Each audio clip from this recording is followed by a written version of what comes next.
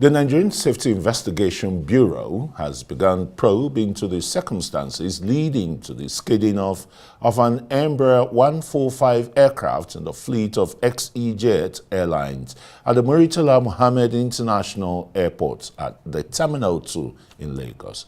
The Bureau says the aircraft, which departed Abuja, skidded off the runway 18L on landing in Lagos, making a halt on the grass verge. The agency confirmed about 52 passengers were on board the ill-fated aircraft with a call sign FNBZZ. Meanwhile, following these developments, the Federal Airports Authority of Nigeria, FAN, has shut the 18 left runway off the airport. Well, we have in the studios with us the Director General of the Nigerian Safety Investigation Bureau, Alex Badeh, to shed more light on this development. Very warm welcome to Newsnight. Tell us, isn't this one crash landing or skidding off the runway too many in just about 3 months? There was one about 3 weeks ago. Dana, it's in suspension, it's still being investigated, and another less than 24 hours ago. Yeah, I'm very concerned. This is the third one this year. But this is, this is the third airplane going off the runway, but this is really a second overrun. This is an overrun. Okay. It's a skid from what we know so far today. The airplane overran the end of the runway. Dana did skid off the runway because there was an issue with the nose gear. But yeah, it's very concerning. You know, in 5 months, we've had 3 of these incidents now, and we're looking deeper into what's going on, be it airline practices, a crew. I mean, this is like it's 3 too many. At this point, we're looking deeper into the crew, you know, the pilots operating these airplanes in Nigeria right now. What's the preliminary investigation so far? Because you tried to describe the last 2 incidents, the XEJet and the Dana one, you know, one overshot the runway, one skidded, and the rest. So what does he tell you? I mean, preliminary. Well, the preliminary report is not out yet. We have investigators who went to the site today. They took their photos, did their initial findings there. They've retrieved the flight data recorder and the cockpit voice recorder for the XEJet airplane. And it should be on its way to Abuja tomorrow morning. And once we download that in our transport safety lab here, we'll know more. But what we do know today is that the airplane went off the end of the runway 18 left in Lagos. We know the airplane arrived Lagos and there was some weather overhead the field. They departed Abuja at 11:10 a.m. They got to Lagos about 40 minutes after, and they held just outside the Lagos airport for the weather to move. We know the airplane in front of them didn't land because of the weather. We know they must have had better weather, assumed they did, and attempted to make a landing at the airport in Lagos. And so far, from what my investigators have said, it seemed that they landed a little long, meaning they ate up quite a bit of runway. So we'll see if it's the weather that played a fact in that, or it's I was just going to say that, you know, that why would the control tower, you know, land the plane if the weather is stormy? I mean, just like the one we had a few years ago from Abuja to the Kaduna airport, which killed the former chief of army staff. Weather was bad, and, you know, what kind of synergy is there, you know, between the control tower and the pilots? Well, I wouldn't blame the control tower.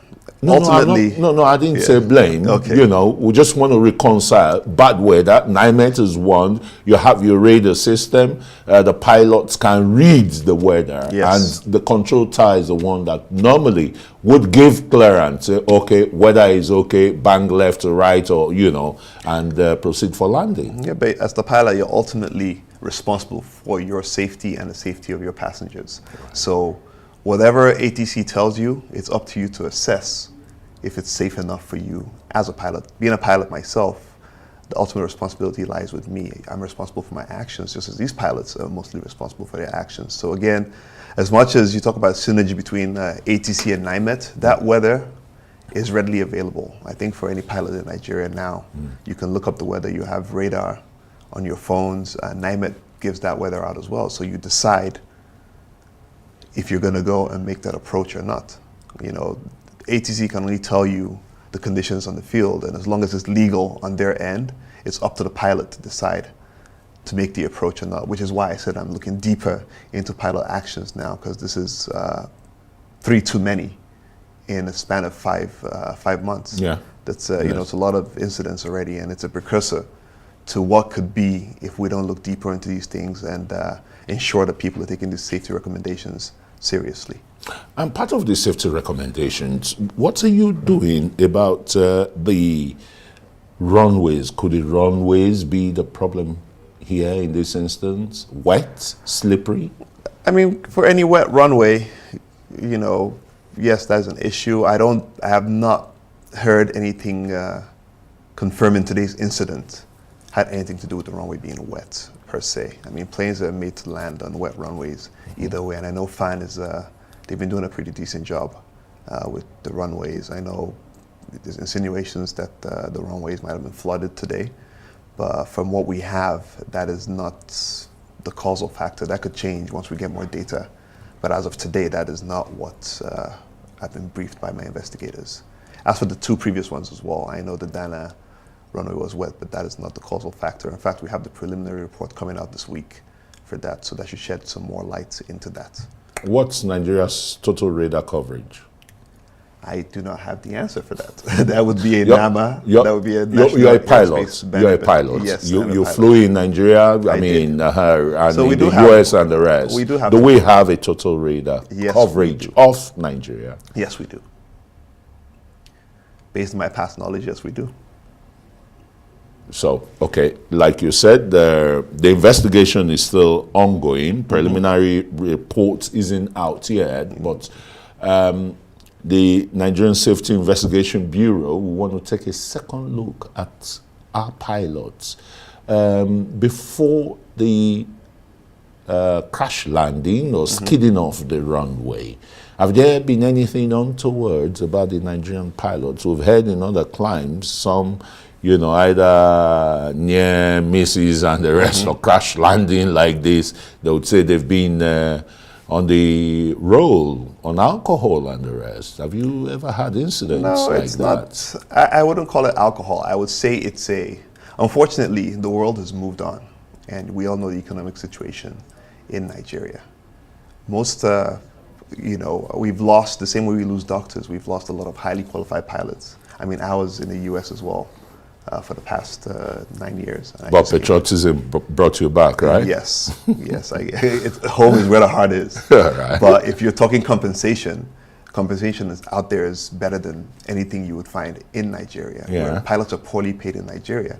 So now you start to look, there's a trend, I don't want to cast aspersions, but you know, a couple of these incidents have now had expat foreign pilots in the cockpit flying these airplanes, and typically most people come and see maybe a foreigner up there and decides, oh yeah, they feel more confident.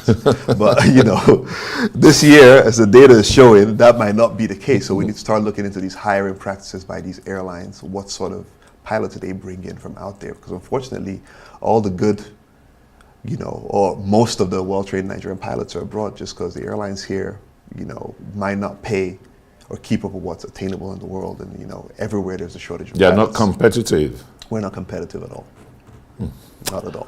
All right, Alex, let's not preempt what your investigation is going to be. Alex Badeh is the Director General, Nigeria Safety Investigation Bureau. Thanks for coming to speak with us on Arise News. Thank you very much, Christian. Thank you.